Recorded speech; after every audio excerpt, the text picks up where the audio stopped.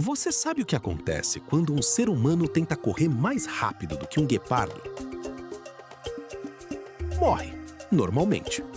Mas tem um lugar no mundo onde as pessoas correm tão rápido por tanto tempo que a pergunta deixou de ser metáfora e virou estilo de vida. Seja bem-vindo ao Quênia, onde, segundo os anciãos, as crianças não aprendem a correr para competir. Elas aprendem a correr para não ser o jantar de ninguém. Você já parou para pensar por que tantos dos melhores corredores do planeta vêm do Quênia? É coincidência? Genética? Ou existe algum segredo escondido nas montanhas africanas?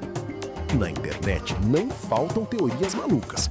Tem gente que jura que os quenianos aprendem a correr fugindo de leões. Outros dizem que bebem alguma bebida secreta. E sempre aparece alguém dizendo: não é possível, tem alguma coisa aí. Mas e se eu te disser que a verdade é muito mais impressionante do que qualquer lenda? Vamos aos fatos frios, porque eles são perturbadores. Desde 1968, o Quênia dominou as corridas de fundo olímpicas de um jeito que beira o absurdo. No atletismo de 800 metros, 1.500 metros, 5.000 e 10.000 metros, atletas quenianos e etíopes coletaram medalhas como se as outras nações estivessem participando de uma corrida diferente. E não estamos falando de sorte. Estamos falando de uma dominância estatística que desafia qualquer explicação simples. Ao mesmo tempo, na África Ocidental, especialmente Nigéria, Gana e Jamaica, que é culturalmente conectada a essa linhagem, surgem os velocistas. Os caras dos 100 metros. Os caras que fazem o cronômetro ter vergonha de si mesmo. Usain Bolt, Shelly-Ann Fraser-Price, Asafa Powell, Johan Blake. Todos jamaicanos com ancestralidade direta da África Ocidental. Mas por quê? Por que exatamente esses lugares? Por que exatamente esses corpos? Antes da ciência, veio a lenda.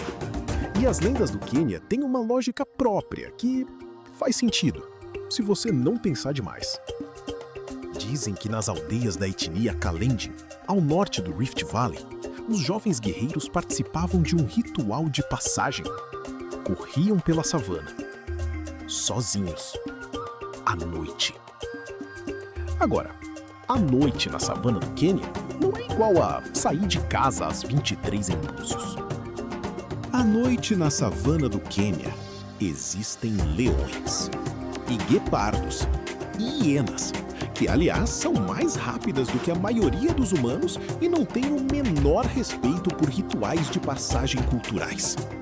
Então a teoria popular é a seguinte: durante gerações, os jovens Kalenjin que sobreviveram ao ritual passaram seus genes adiante.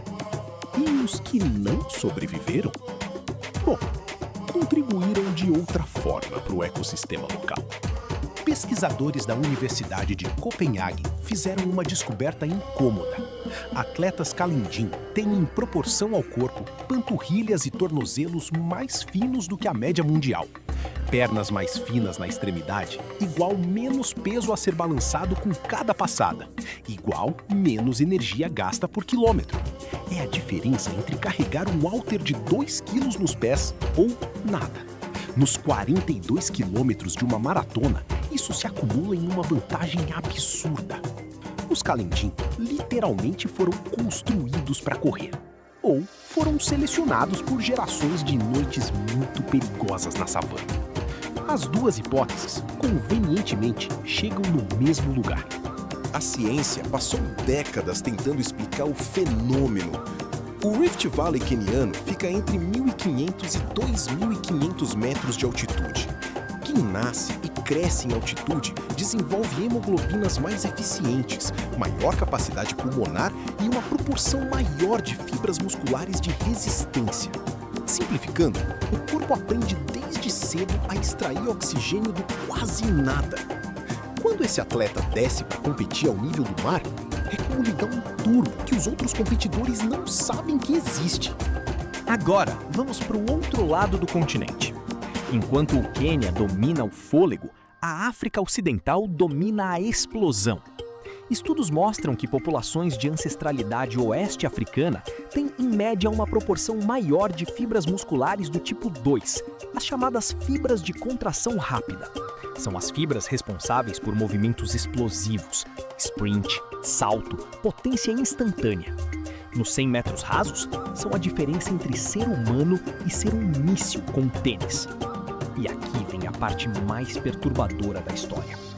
Parte dos pesquisadores acredita que essa característica foi intensificada, involuntariamente, de forma criminosa, durante séculos de escravidão. A travessia do Atlântico tinha uma taxa de mortalidade brutal. Os que sobreviveram à travessia, às condições de escravidão, às epidemias, ao trabalho forçado, tinham algo diferente. Uma resiliência física que o horror selecionou. Não existe forma de dizer isso sem o peso que merece. A Jamaica, o Caribe, o sul dos Estados Unidos, as regiões que hoje produzem os velocistas mais rápidos do mundo, são exatamente as regiões que receberam o maior fluxo de escravizados do oeste africano. A história mais sombria do mundo deixou um legado atlético que nenhum laboratório consegue replicar. No Quênia, especificamente entre os Kalenjin, correr não é um esporte, é identidade. Crianças correm para a escola, literalmente. Distâncias de 10, 15 quilômetros por dia, a pé, descalços em muitos casos.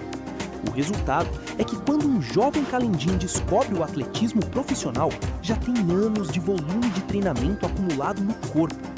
Enquanto atletas europeus estão aprendendo técnica de corrida aos 16 anos, o Kalenjin de 16 anos já rodou mais quilômetros do que muitos maratonistas profissionais completam numa carreira. E tem mais. O atletismo no Quênia cria uma espiral de sucesso. Quando mais um queniano ganha uma corrida, vira herói nacional, vira modelo, vira prova de que é possível. 1000 crianças veem aquilo e pensam: se ele conseguiu, eu também consigo. E começam a correr.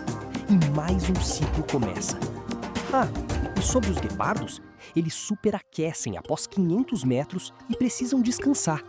As hienas têm resistência, mas não velocidade sustentada.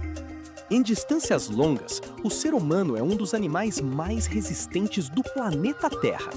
E os Kalenjin são o ápice dessa característica. Talvez os leões e guepardos que correram atrás dos seus ancestrais tenham um pouco de culpa nisso, mas não quiseram se pronunciar sobre o assunto. Se você curte nossas histórias, clica no sininho, curta e compartilha para mais histórias como essas. Faça parte do nosso canal para não nos perder de vista.